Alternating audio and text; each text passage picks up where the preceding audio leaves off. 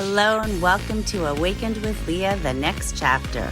I'm your host, Lea, and this show is about bringing to the forefront diverse guests who have experienced adversity and major or minor transitions in life so that we can provide our viewers with courage, confidence, and tangible tools to navigate any challenge in life with the lived experience and wisdom of our guests.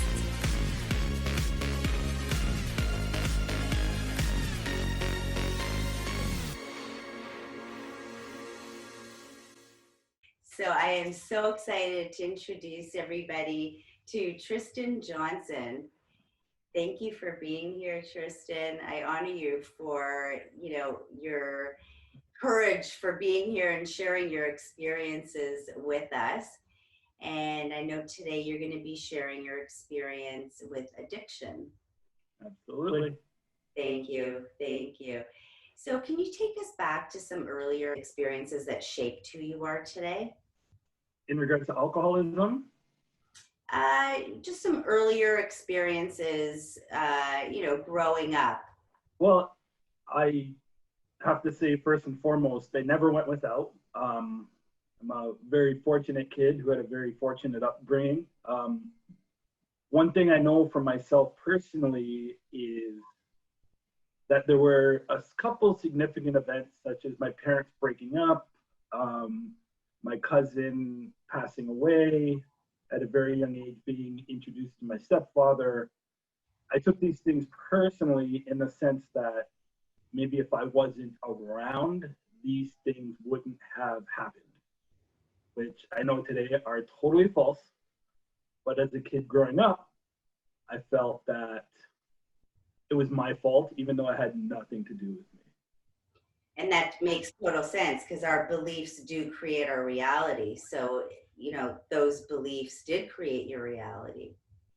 There were good ones too, right? Like my childhood was great. I loved playing baseball, loved playing sports, loved being around my friends. Didn't like being in the classroom too much. I preferred to take the role of class clown, which people can decline the fact or maybe fight the fact that I'm like that today, but that's okay. So yeah, I mean, life experience, like any other family, there was some dysfunction in it, but nothing too crazy. There weren't things like I've heard that have happened to other people, right? Never went without a meal. Never went without clothes in my bag. Never went without discipline, which I think was a very good thing. And always got the love and support from my family, even though they weren't necessarily in ways that I noticed or I held on to. I didn't deem them useful at that age. Whereas I look back now and I go, I'm one of the most fortunate people I know. It sounds like there was a disconnect within. Oh, totally. Totally there was. And what do you think that disconnect was? Feeling as though I needed to act in a way that other people wanted me to. But, that wasn't the truth. As I've talked to people in the past, as I talk to people now, people just wanted me to be comfortable with being me, but I could never find that comfort. There's a saying I love. It's, I never really felt comfortable in my own skin because I thought everybody was watching. Very powerful. And the emotions that must have been associated with, feeling like you can never meet other people's expectations of feeling. The expectation that was on me was do my best and put my best effort in at school. I mean, the school part we already heard about, but if I didn't like it, I wasn't applying myself to it. But right. That was the only thing. The expectations you put on yourself, from what I'm hearing. Yeah. Yeah. Okay, so it really mattered to you what others thought about you. Yeah, I would put on the facade, right? Like, right. Okay, so I want to do this, but somebody else wants me to do this, so I want to make them happy, or I don't want the confrontation, so I'm just going to do what they want me to do. Right. And that took you down a path of addiction. You know, because I wasn't really listening to the guidance of my parents, I was rather rebellious, especially like, you know, because my mom had a different spouse and my dad had a different spouse, right? Yeah. And then when my cousin Sean passed away, you know, I was introduced to alcohol at his funeral. It was like his buddies told me that this is what Sean would want me to do. Sean would want to have my first beer with me, right? Right. So I kind of took that on. Didn't take it on, but I was like, hey, let's do this. Yeah. So in relation to that disconnect that you felt within yourself and not living aligned with what you wanted, you were living aligned with what others wanted, what you thought that they wanted for you. What was that how did that first experience feel of having your first drink? I was a 13-year-old kid who was surrounded by 20-year-olds, 25-year-olds, right? And I felt kind of accepted. Not to say that I didn't feel accepted at home, but I felt like it was my opportunity to feel part of. So you started to feel part of yourself, or that you can be yourself as opposed to who others wanted you to be, thought. Yep, that's correct. So having that feeling of, wow, I feel good. Where did that take you? Where did it lead you? Over the years to a really dark place that I never wanted to go, but with perceived, like not all of it was horrible, right? But the progression of it, you know, it took me to places that I never wanted to go, doing things I never wanted to do, to people I never wanted to do them to. Can you share a little bit about those dark places? Absolutely. I mean, the depression, the anxiety, the feeling of what did I do, or just the anxieties of the future would really overwhelm me. And I would get to that place where I felt like I wouldn't be of use to anybody, acting in ways towards my family in which they didn't deserve, sneaking in the purse, lying about my whereabouts, disappearing for days. These aren't things that make you feel good, right? Yeah.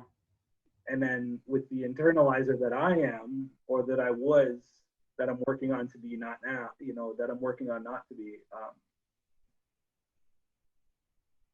it's not a pretty place. And then the places it gets to you, to, you know, the isolation, the acting in ways in which I wouldn't normally act if I was not under the influence of alcohol, but not having any control whether I drank or not, because I got to the point where I always wanted it.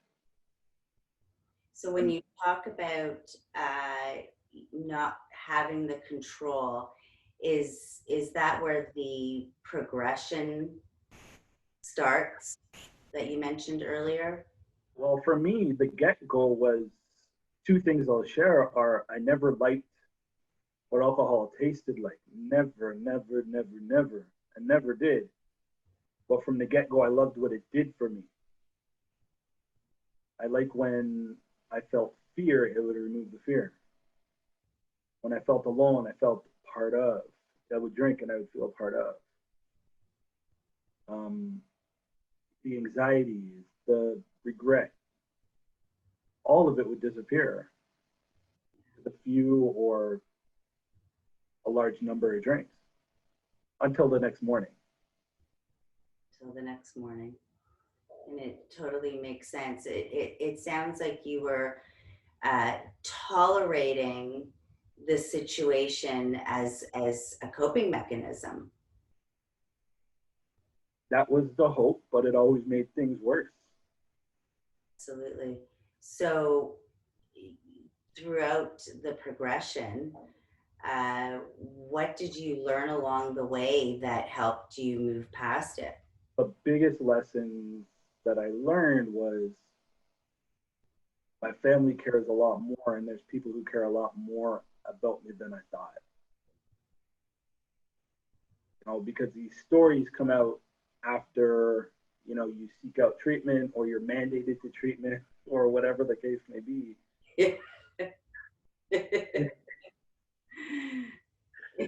And you really get to find out like what people were doing when I was active in my addiction. The prayer circles, my mother and father becoming friends because of the concern of their child, right? People willing to pay for you to go through treatment, people seeking out meetings for you to go to, even though I wasn't going to go on my own. Yeah. Supports that could have possibly benefited me that I wasn't willing to try until it was the time when I was faced with an ultimatum: go here or get out. And I took that choice out of fear, but I took that choice nonetheless. It sounds like you had a great support system. When do you think the reconnection to yourself occurred? Say the beginning of it would be what would have been my last week in treatment, the beginning. And it was the first time that I was honest with myself and with my family, the fatal nature of what was going on with me. You see, I got into treatment on December 10th, and I was originally there for a 21-day program. And that would have had me come out on New Year's Eve, which is a horrible day, right? Because it's such a great opportunity to party. And my counselor had overheard me while she was looking for another client. She overheard me making plans for New Year's, and they weren't sober plans. And she called me into her office, and she called me on it. And I wrote a letter to my family, and they came to the center that I was at, and I read it to them. And then it was not that it was on their plate. It wasn't on them. Right. But I was at that point because they would have had to give the funds for me to extend my treatment. But I think they knew I was honest in that moment. In that moment, I was honest, and I really knew it was what I needed, and there was no BS behind it. It sounds like a huge breakthrough of you taking ownership of knowing that you were still in a frame of mind of the potential of drinking. Mm-hmm. And that sounds like one of your first breakthroughs to remaining sober today. Absolutely, big time. Wow. Yeah. Now, a lot of people, when they're told you can never drink again, it's some hard words to swallow. So how did acceptance play a role in your healing? When people say, you can never drink again, or you can never take part in substances again, my mind goes, oh yeah.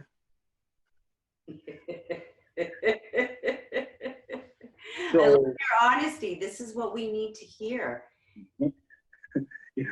So when I get that one day at a time part, there are days, not many now, but there's days where I'm like, I'm going to get messed up tomorrow. Yeah. Right? I'm going to stay sober for today, but when tomorrow comes, it's back to the old way. And then tomorrow comes, because I can only do this. Like, nobody's guaranteed tomorrow. What am I worrying about tomorrow for? Nope. Nobody's guaranteed to see the sun come up tomorrow. So what am I really worrying about tomorrow for? Tomorrow's not guaranteed, right? So I really try to keep my mind focused on that. And I think that's also a great message, because when we're focused on the past or the future, we are not able to be fully present in the moment for ourselves. Mm-hmm. So that is definitely a powerful message. Something that I really don't have to overthink. No, it's simple, it's clear, it's concise. Like, when I remind myself, if I put my head on the pillow, it doesn't matter how the day went or not. There is absolutely no guarantee that I'm waking up tomorrow. So why am I going to entertain the thought of a drink that's going to get me back to a place where really I don't want to go back to? Absolutely. Or I could think, you know what, I was blessed with today. I did the best I can. And if I messed up and I got that opportunity, I'm going to correct it tomorrow. Right. And beliefs like that create your new reality. Because when we do focus on, you know, that you can never drink again, or you can never pick up again, we do focus on, you know, that you can never drink again, or you can never pick up again, the overwhelm that sets in and all the emotions that arise from that, you know, takes away from the ability of taking it one day at a time. So, you know, it sounds like you did a lot of the inner work of changing your beliefs in order to take it from that challenge to, you know, what opportunities are here for me now. I'm good enough at overwhelming myself.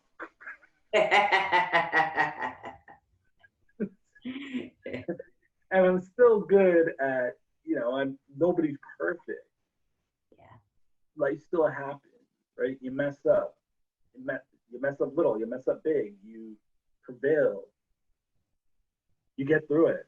But it's a lot simpler when it's like, okay, I really did a big one here, but there's absolutely nothing a drink's gonna do to make it better.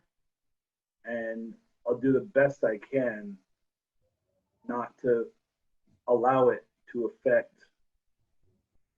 my tomorrow today.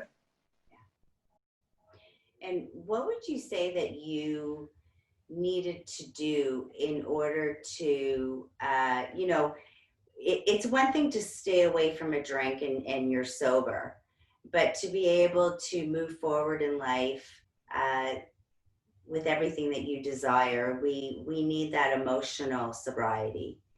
And so what would you say, you know, that you implement in your life to be able to have that emotional sobriety as well? Doing the best I can to learn. Well, at the beginning, as soon as I got out of treatment, the first thing I did, I jumped into Alcoholics Anonymous. I jumped in on the fellowship part, you know, hanging out with like-minded people, learning these 12 steps and the work behind them, learning how to apply them in my life, and then bringing them outside of the rooms of Alcoholics Anonymous, right? Because it's one thing, if I'm living a great life inside Alcoholics Anonymous and things are chaotic at home, I'm just living the double life that I live in my addiction. And I mean, in recovery too, there's been times when I started to live that double life. And every time it came back to bite me, which reiterates the fact that I just need to stay on point with this program, or else I will rest on my laurels. And I will start behaving in manners that I behaved before, which could quite possibly lead back to a drink. And so it sounds like by doing the work that needs to be done the inner work that needs to be done and staying within the AA program, it's allowing you to have a life outside of AA. Yeah. Oh yeah, because I got 3 kids. I got 3 young kids. Oh my God. They're 10, 5, and 1, and whoo, I'm not even like, if it wasn't for the way I heard people struggle in their early recovery as I did, and through being a parent and being in a relationship and just being, it says practice these principles in all our affairs, work, home, relationships, whatever it may be. Like, I need this. I need structure. I came from a non-structured life where I did what I want to do when I want to do it. And for the most part of the amount of time that I've been in recovery, I've continued to live that way. I mean, I've had blunders.